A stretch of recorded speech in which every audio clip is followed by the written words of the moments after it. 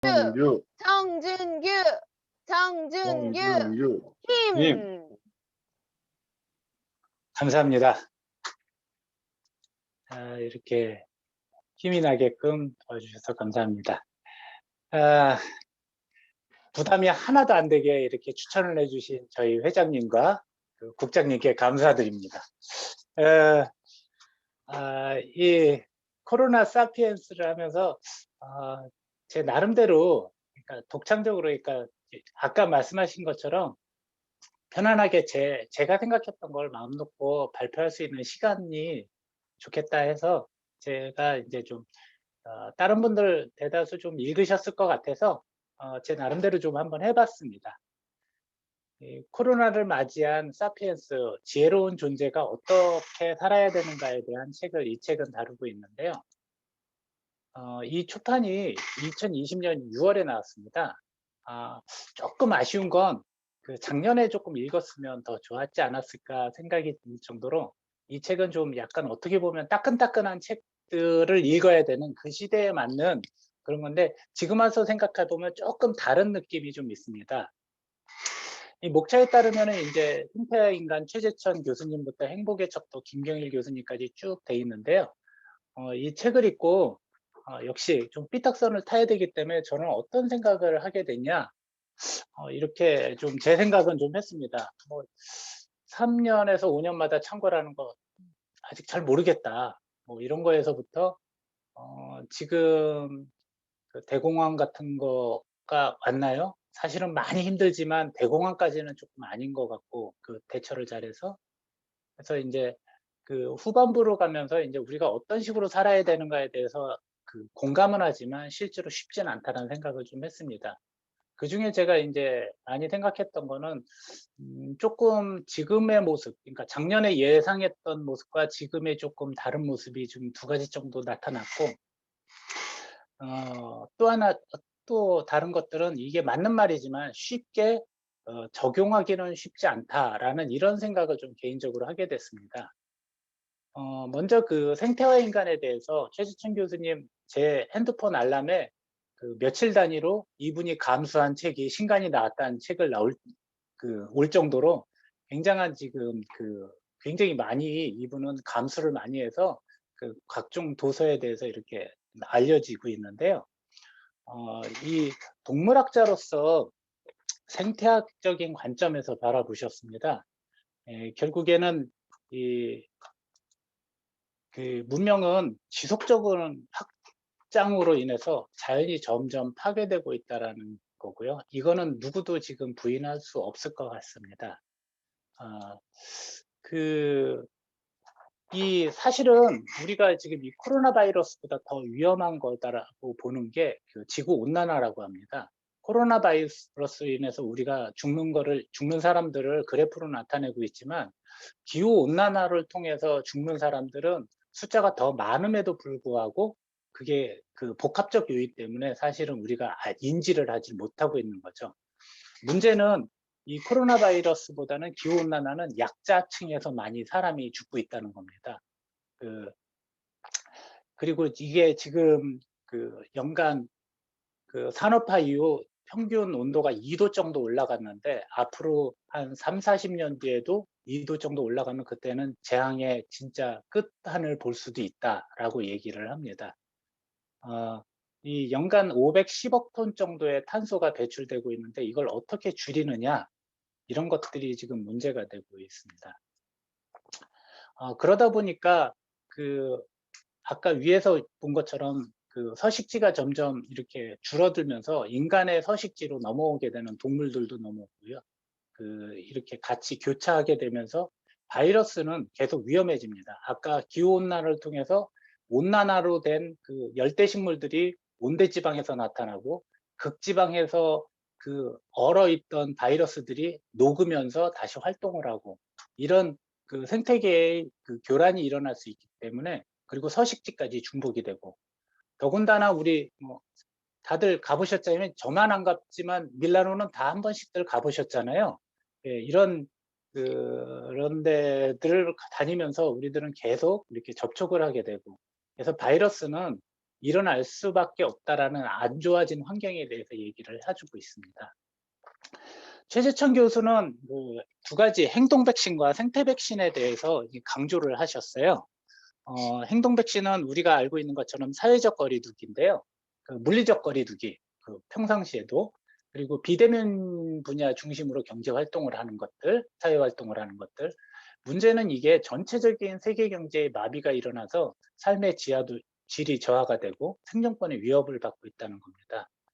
실제로 이분이 지금 강조한 건 생태 백신이라고 얘기를 하셨는데요. 한경희 선배님이 아까 얘기해 주신 것처럼 문명과 자연의 최대한 분리를 이루는 게 좋다라고 얘기를 하고, 갯벌을 개발하는 것보다 갯벌을 놔두면 정화 능력 때문에 궁극적으로는 더 경제적이라는 겁니다. 근데 이게 현실적으로 가능한 대안인가에 대해서 좀 의문이 좀 들었습니다. 최근에 빌 게이츠의 기후재앙을 피하는 법이라는 책을 읽었는데요. 이 책에서 조금 인사이트를 많이 받았습니다. 예상 문제점이 지금 인터넷에서 찾아보니까 현재 인구가 78억에서 약 100억 명까지 증가가 예상된다고 합니다. 그러면 이제 그만큼 탄소 소비나 우리의 소비하는 쓰레기도 많아질 것인데, 현재 선진국의 에너지 소비량, 탄소 배출량, 육류 소비량, 이런 것들이 월등히 많습니다. 그런데 다행인 거는 증가세는 낮습니다. 문제는 그러니까 개발도상국의 경제 발전이 지금 계속 촉진되고 있다는 건데요. 이걸 통해서 지역 개발, 도로나 건축물들이 계속 늘어나고 있고, 육류 소비량도 같은 인구에 비해서 굉장히 늘고 있습니다. 중국 같은 경우 2030년까지 엄청나게 늘 거라고 그러는데요. 중국뿐만이 아니라 그 이후에 동남아나 아프리카에서도 계속 늘어날 수밖에 없습니다. 그러면 결국엔 산림 지역을 개발하고 파괴하는 일은 계속 일어날 수밖에 없는데, 이걸 막을 수가 없습니다. 선진국, 결국엔 온난화로 인해서 지역 환경의 변화로 생태계도 변동이 될 거고, 또 다른 전염병을 만들 가능성은 높아지고 있습니다. 아까 이 책에서 얘기한 것처럼 자연 환경을 그대로 놔두면 좋다는데, 개발도상국이 이런 걸 개발을 하는 것, 그 사람들은 생존이 달려 있다라고 하고, 이런 것들에 대해서 어떻게 지원을 할 수 있고 어떤 식으로 지원할 건가, 선진국들이 과연 그걸 얼마나 해줄 수 있는가, 이런 거에 대해서는 사실 현실적인 대안은 없는 것 같습니다. 두 번째 얘기인데요. 경제의 재편에 대해서 장하준 교수님이 얘기하신 건데, 1929년 같은 대공황이 온다라고 얘기하는데, 미국 실업률이 4.4%에 22%까지 3천만 명의 신규 실업자가 생기고, 미국 남부 지역은 30%가 예상이 되고, 이것은 경제 붕괴라고 얘기를 하고 있습니다. 근데 이게 우리랑 뭔 상관인데? 라고 볼 수가 있을 것 같아요. 그죠? 아까 배소연 선배님이 잘 지적해 주셨습니다. 이거 모르는 건 모르는 거예요. 최근에 읽은 부의 시나리오, 오건영 씨가 지으신 건데요. 이 책에서 좀 그런 걸로 설명을 조금 잘 해주셨더라고요. 미국의 고용률은 왜 중요하냐? 고용률이 올라가면 소득이 증가하고 소비를 하게 된답니다. 그러면은 개발도상국에 수출을 할 수 있다는 거예요. 그 경제 체제로 지금 계속적으로 돌아가는데, 2008년도에 글로벌 금융위기로 인해서 미국의 성장이 그때부터 정체되기 시작됐습니다. 그러면은 그 나라에 제일 많이 수출하던 중국의 위기가 되고요. 중국과 다른 나라는 경쟁을 하게 되고, 우리나라 같은 경우 미국과 중국에 다 수출을 하니까 우리나라는 더 위험해지겠죠. 참고로 1차 세계대전 후 독일 실업률이 35%, 600만 명인데요. 이게 히틀러, 나치당의 집권을 하게 된 결정적인 계기가 됐다고 합니다. 이만큼 경제는 사회를 혼란시키고 세계를 분쟁으로 만들 수가 있는데요. 이 독일의 실업률이 높아진 이유는 잘 되던 나라였는데, 미국 불황으로 인해서 위에 얘기한 1929년 대공황으로 인해서 독일에서 미국의 자금을 회수해서 독일까지 문제가 됐다는 겁니다. 미국이 안 되는 거는 우리나라한테 즉각적인 영향을 줄 수밖에 없다는 겁니다. 미국에서 정부에서 재정 정책을 하는데요. 이게 지원금 같은 거죠. 직접적이고 효과가 좋습니다. 이 천조국이라고 하는 나라에서 이미 지금까지 3천조 정도를 지금 예산을 집행하고 있다고 합니다. 근데 이제 문제는 뭐냐면 의회 승인을 통해서 이게 되기 때문에 시기가 늦어지고 있다는 거죠. 그래서 어떻게 했냐? 특급 소방수 연준에서 지금 조치를 취했답니다. 우리 신문에서 많이 봤던 양적 완화, 저도 잘 몰랐는데요. 그 금리를 인하시켜서 시중에 자금을 유통시키는 방법 위에 그 국채를 매입해서 그 은행에 돈 주고 사는 겁니다. 그래서 현금을 강제로 은행에 그 던져버리는, 은행으로 풀게 만드는 거고, 이게 2008년도에 이런 일을 했는데 그것만으로도 부족해서 회사채, 일본 애플이나 뭐 이런 회사채까지 다 사버렸답니다. 이게 이제 요번에 처음 했던 일인데 이건 질적 완화라고 한답니다. 이런 것들을 통해서 미국 경기를 증진시켰고, 그 다음에 이머징 국가, 개발도상국의 달러 공급을 통화 스와프를 통해서 이렇게 했답니다. 이게 국제 경제에는 굉장한 안정을 일으켜서 다른 나라도 안정을 시켰다는 겁니다. 결국엔 이게 보면 20년 2월에서 3월 사이에 뚝 떨어졌다가 금방 바로 회복하는 계기가 됐는데, 이 책이 2020년 6월인데 그때는 이미 가운데 화면 중앙 정도에 이미 복귀가 됐을 텐데 이런 얘기를 한다는 거는 조금 우리가 그 당시에도 이제 경제적인 감각이나 국제적인 현실이 조금 뒤처지지 않았나, 그런 생각도 조금 듭니다. 문제는 이제 그 K 리커버리라고 그러는데요. K 리커버리는 한류가 아닙니다. 그 이건 K 리커버리는 그 경기가 회복이 되는데 첨단 기술이나 대기업들은 회복이 잘 되고 영세기업이나 노동자는 회복이 잘 안 되고 하향으로 간다는 이런 양극화를 얘기하는 겁니다. 그래서 이번에 그 공적 자금이나 이런 것들이 투입되고 난 다음에 어떻게 되냐, 지원금이 되냐. 오히려 그 돈은 남아 돌아서 자산 시장이나 부동산, 주식은 활성화가 되는데 실물 경기 노동임금은 여전히 안 되고 있다는 겁니다. 회복이. 이게 지금 현재의 문제점이라고 얘기합니다. 옛날에 케네디 대통령이 얘기했다 그러더라고요. 밀물은 모든 배를 밀어 올린다 라고 얘기했는데, 그거에 이제 비판하는 사람들은 배가 없는 사람들은 물에 빠져 죽는다라고 얘기를 하고 있고요. 낙수 효과 우리나라 얘기했었지만 실제로 떨어지는 물이 없더라, 뭐 이런 얘기가 있는데, 이게 지금 나라에서 공적 자금을 투입해서 그 돈을 투입을 했는데 이게 실제로 서민들한테 어떻게 돌아가고 있느냐, 이 부분에서는 좀 퀘스천이랍니다. 다만 경기는 회복이 되고 있어서 다행이라고 얘기를 하고 있고요. 제일 중요한 거는 국민을 안전하게 지키고 건강을 유지하는 게 중요하다고 장하준 교수님 얘기하시는데요. 우리 인간의 삶에서 제일 중요한 거, 안전하고 건강한 거, 그걸 위해서 어떻게 해야 되는지에 대해서 고민을 해야 되는 시기인 것 같습니다. 최재봉 교수님이 그 문명의 전환에서 받아들이지 않으면 죽는다, 그 포노 사피엔스에서도 계속 일관적으로 얘기를 하고 있는데요. 이 4차 산업의 혁명은 인공지능 로봇이라고 합니다. 팡이라고 하는 그 4개의 기업들의 지배력은 강화되고요. 이 기업들의 핵심은 데이터 활용이라고 합니다. 이 데이터 경제 시대를 얘기하는 게 미래 시나리오라는 책에서 나와 있는데요. 데이터는 제2의 석유다. 1초에 하는 것이 이메일 전송 270만 건, 유튜브, 구글 7만 건, 트윗 8천 건, 약 30기가바이트의 30만 기가바이트의 데이터를 생성하고 있고요. 이런 것들을 그 데이터 경제를 이끄는 회사들은 정교하게 이용을 하면서 점점 더 높은 성장률을 부과하고 있다는 겁니다. 이런 걸 보면 좀 이제 우리로서도 심각한데요. 지금 이 최재봉 교수님이 기성세대는 적극적으로 적응을 해야 된다, 그리고 새로운 일자리를 만들어 가자라고 얘기를 하시고 있습니다.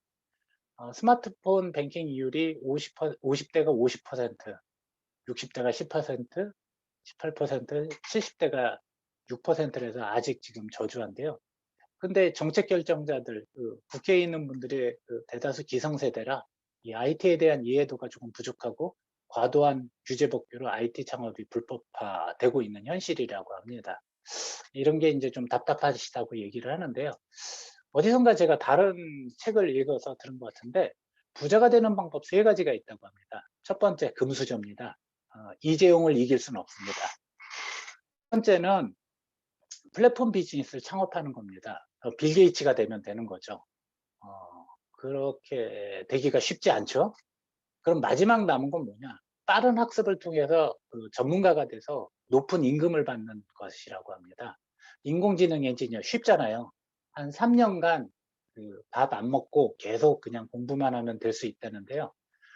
제가 한 4개월 하다가 지금 포기를 했는데, 이 기성세대가 이런 식으로 해서 부자가 될 거나 아니면 사회에 적응할 수 있을까에 대한 퀘스천이 좀 들었습니다. 아, 그러다 보니까 이 최재봉 교수님은 새로운 문명은 새로운 일자리를 만들어낸다고 얘기를 하시거든요. 이거에 대해서 좀 다른 의견을 가진 책들도 있습니다. 노동의 시대는 끝났다라고 데니얼 서스킨드가 지은 건데요. 어, 지금 현재 그 완전 자동화는 거의 안 되지만 30% 자동화는 60% 이상 가능하다는 겁니다. 그리고 자동화는 육체적, 정신적 상관없이 반복적인 업무면은 틀에 박힌 업무면은 자동화가 되고, 그 의사, 변호사도 틀에 박힌 업무라는 거죠. 자동화가 되게 잘 되고 있으니까. 그 다음에 20년 동안 생산성은 이렇게 올라가는데 급여는 16%밖에 안 올라가서 지금 그런 문제들이 있고요. 지금 현재 그 창업을 하는 것들의 맨 아래 보면 그 막대한 양의 데이터, 최고의 소프트웨어와 강력한 하드웨어, 이런 것들을 가지고 지금 창업을 해야 경쟁력이 있는데, 이런 것들은 대기업밖에 할 수가 없다는 게 문제입니다. 실질적으로 중소기업들이나 개인의 창업을 통해서 어떤 걸 해나가기가 쉽지 않다는 얘기입니다. 그럼 뭐 마땅한 대안이 있냐? 사실 저도 없죠. 이 책에서는 일에 대한 생각을 좀 바꿔라라고 얘기합니다.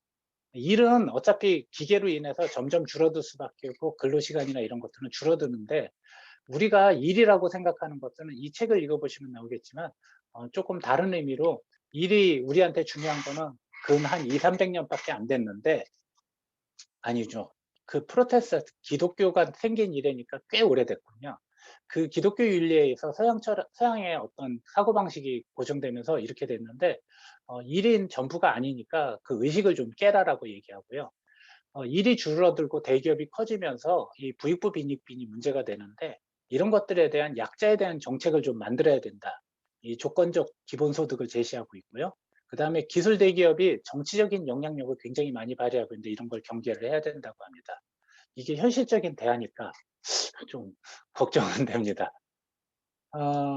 이 홍기빈 교수님이 지구 자본주의 떠받들던 4개의 기둥이 모두 무너졌다 그러는데, 그거에 대해서는 아까 여러분들 얘기하신 이 코로나 이후에 근본적인 변화가 일어날 거라고 얘기를 합니다.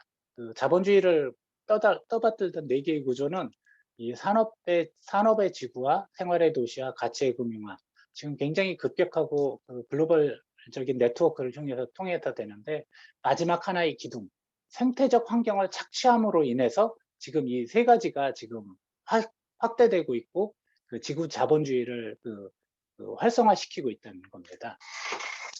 아까 맨 처음에 최재천 교수님 얘기하신 것처럼 생태적 환경이 무너지면 우리는 같이 무너질 수밖에 없는 환경인데, 이런 것들을 위해서 우리는 어떻게 해야 되냐, 포스트 코로나를 위해서 3가지를 얘기하고 있습니다.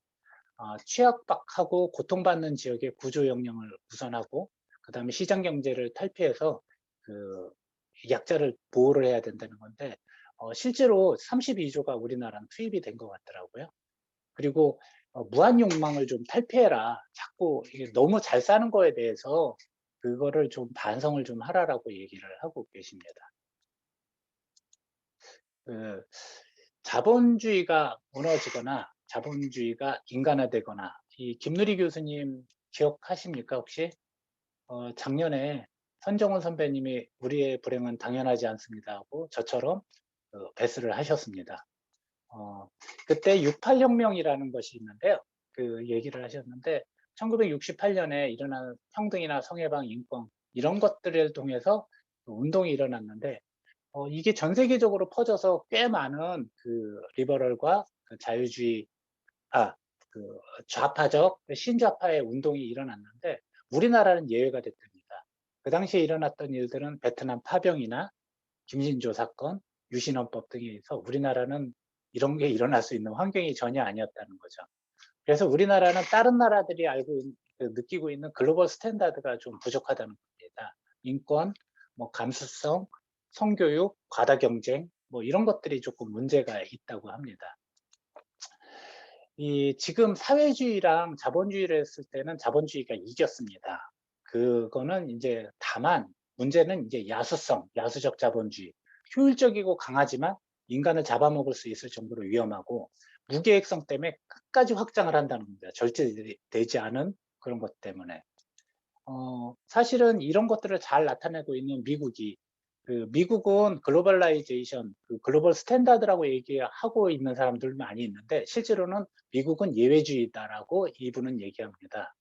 미국에서 보면 그 삶의 만족도를 가장 많이 나타내는 교육, 의료, 주거 생활에 비했을 때 미국은 교육과 의료 같은 경우에 최악의 경우를 나타내고 있고요. 대학 교육비가 최고로 비싸지 않습니까? 방역은 뭐 말할 것도 없고.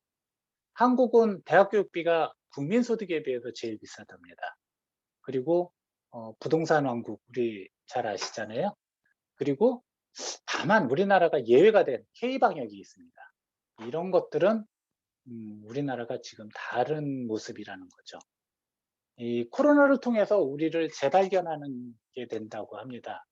미국 같은 경우 이 위에 화면에 보면 간호사가 시설, 그러니까 장비가 없어서 그 병원을 뛰쳐나오면서 울면서 하는 얘기입니다. 설비가 없어서 아무것도 할 수 있는 게 없다라고 있고, 사실 특이한 양반이지만 트럼프는 뭐 구충제로 코로나를 치료하겠다라든가 이런 민간에서 굉장히 애로사항이 있는 세계 최고의 나라가 저런 모습을 보인 반면에 저희 나라는 드라이브 스루 그 햄버거뿐만이 아니라 코로나 검사도 했던 전 세계에서 제일 먼저 시작을 해서 세계를 깜짝 놀라게 했고요. 지금까지도 감동이 있는 장면이 있습니다. 대구로 가자라는 얘기인데요. 그 대구 사실은 그 대구에 작년에 일어났을 때 진짜 많은 사람들이 감명과 감동, 지금도 제 가슴이 울컥하는데요. 대구 시민들이 그 한 달간 자발적 봉쇄, 생활과 모든 삶을 포기하고 한 달간 봉쇄를 하셨고, 의료계 종사자들은 생업을 접고 대구로 가셨거든요. 이런 부분들이 우리나라의 진짜 저력을 보여주는 게 아니었나 생각을 합니다. 이게 좀 기억이 다시 나실 거라고 생각하는데 그 감동을 좀 잊으셨을 것 같은데, 이 내용을 보면 볼수록 계속 그 감동이 살아나고 있습니다. 이분이 얘기하신 것 중에 포스트 코로나를 위해서 세 가지 제언을 했는데, 우리 실력주의, 성과주의에서 인간 그 자체를 존엄하게 대하는 그 목적성의 존재로 대하자. 이런 얘기를 하십니다. 두 번째, 코로나 대응 모델, 우리가 그렇게 잘했던 걸 사회 개혁과 평화에도 적응을 하자. 미국이나 중국도 우리의 모델은 아니고 오히려 우리가 모델이 될 가능성이 높다라고 얘기를 합니다. 그 다음에 재난 자본주의의 위험에서 경계를 하자. 이런 걸 통해서 돈을 벌려는 그런 것들을 좀 차단을 하자. 이런 얘기인 겁니다. 다른 사람의 불평과 불행을 이용을 해서 돈을 버는 것들을. 이 모습을 보고 김누리 교수님한테서 제가 가장 바람직한 제가 가고자 했던 모습을 조금 발견할 수 있었습니다. 마지막으로 행복의 청도 김경일 교수님이 이 사회가 강요한 원투로는 버텨낼 수 없다라고 그랬는데요. 이분이 초반에 얘기를 한 것 중에 재난 시에 정부의 대응이 중요한 이유가 뭐냐 알아야 돼서 얘기를 한 겁니다. 사실과 진실을 얘기하는데 사실을 부지런히 알리면 진실을 알고자 하는 감정이 희석된다는 겁니다. 사실은 메르스나 세월호 같은 경우는 불안, 그러니까 사실의 설명이 부족한 상태에서 분노로 바뀐 진실을 말해봐라고 얘기한 겁니다. 이 광우병도 마찬가지고요. 이런 것들은 정부 당국은 진실을 추구하기 이전에 빨리빨리 사실을 알려주는 것이 중요하다는 그 교훈을 좀 얻은 것 같습니다. 그리고 이 사람들은 어떻게 해야 되냐? 원태에서 라이크로 가야 된다라고 얘기를 하는데요. 우리가 여태껏 살아왔던 거는 상대적 박탈감, 개도국의 서름, 가난에서 인정을 받고자 하는 그런 걸로 투쟁을 했다면 이제 본질적으로 자신만의 행복을 추구해야 된다는 겁니다. 라이크는 미시적 척도를 세분화를 촉진한다고 합니다. 그렇게 되면은 원트는 그냥 등급이 딱 있는데 라이크는 굉장히 세분하게 여러 분파도 많다는 거죠. 그래서 전문적인 개성을 추구할 수 있다라는 것이 장점이라고 합니다. 결국엔 벤치마킹에서 벗어나서 우리만의 독창적 장점을 찾아가기라고 합니다. 이 선진국이라는 용어 자체가 인정욕구의 표현이라고 그러는데요. 오늘 아침 뉴스에 나왔습니다. 우리나라가 무역협회에서 개도국에서 이제 선진국으로 완전히 공식으로 바뀌었다고 합니다. 예, 지금 그래서 선진국에 속한 32개 나라에서 33개 나라로 된 이제 한국이고요. 더 이상 인정 욕구를 받고 우리 잘 살아라고 아니라 우리는 이미 잘 살고 있는 나라라는 얘기입니다. 우리의 시선이 향하는 곳은 어디일까 생각을 해봤습니다. 우리가 계속 보여주고 싶은 것들이 있습니다. 그 K, 한류, 그리고 반도체, 이 문화산업이 발달해서 됐고요. 전 세계적으로 가장 훌륭했던 사회 정의를 실현했습니다. 촛불로. 이 정치적인 그 혁명을 이뤘는데 피 한 방울 흘리지 않고 다친 사람 없이 우리는 이런 걸 해낸 나라는 없습니다. 우리나라 외에는. 그리고 경제력 능력 같은 경우도 3050, 그러니까 3만 불 이상, 5천만 명 이상의 나라에 드디어 7번째로 진입을 했습니다. 이게 2018년도에 진입을 했죠. 그리고 또 모두가 놀란 민관, 그 공적인 영역과 사적인 영역 모두 협력을 해서 K방역을 엄청나게 이뤄냈고, 이런 것들은 우리가 계속 보여주고 싶은 것들입니다. 근데 보여주고 싶지 않은 모습들이 있습니다. 산재 사망률이 전 세계 한 4, 5위 정도 되는 것 같더라고요. 같이 비교하는 나라는 선진국 중에 미국밖에 없고요. 나머지는 다 개도국입니다. 노인 빈곤율은 1위고요. 자살률 역시 1위입니다. 특히 다른 나라, 전 세계적 연령대로는 노인들이 많은데 다른 나라와 비교했을 땐 청소년의 자살률이 높다는 겁니다. 이 산재, 노인빈곤율, 자살률, 이걸 통해서 우리는 불안을 하고 결국에는 저출산을 해서 고용 인구가 가장 빠르게 증가하는 나라입니다. 결국에 우리나라는 이런 앞에서 본 멋진 모습이지만 약자를 위한 안전장치가 너무나 부족한 불안한 사회의 단면이라는 것이죠. 그 전염병. 전염이란 건 사람과 사람 사이에서 직간접으로 전파 확산되는 건데요. 제가 제 주변에 무엇을 전파하고 있는지 좀 반성을 하고 있습니다. 병인 건지, 희망인 건지, 주위 사람들한테 나는 어떤 사람인가를 좀 한번 되돌아보게 됐습니다. 내 삶의 지향점은 무엇인가? 그리고 잘 산다는 것, 부자가 된다는 것, 이런 것들이 어디까지 돼야 되는지 한번 고민을 좀 해봐야 될 것 같습니다. 이미 우리나라는 전 세계에서 굉장히 잘 살고 있는 나라인데요. 마지막으로 우리라는 공동체의 범위가 어디까지일까? 우리가 점점 의식지향이 되고 있습니다. 예, 빨리 끝내겠습니다. 이 공동체는 가족이 될 수도 있고, 국가가 될 수도 있고, 인류가 될 수도 있고, 모든 생명체가 될 수도 있습니다. 내가 생각하는 우리의 공동체는 어디까지 생각하면서, 그리고 어디까지 넓힐 수 있는지 한번 고민을 하는 그런 시간이 됐으면 좋겠습니다. 감사합니다. 네, 와.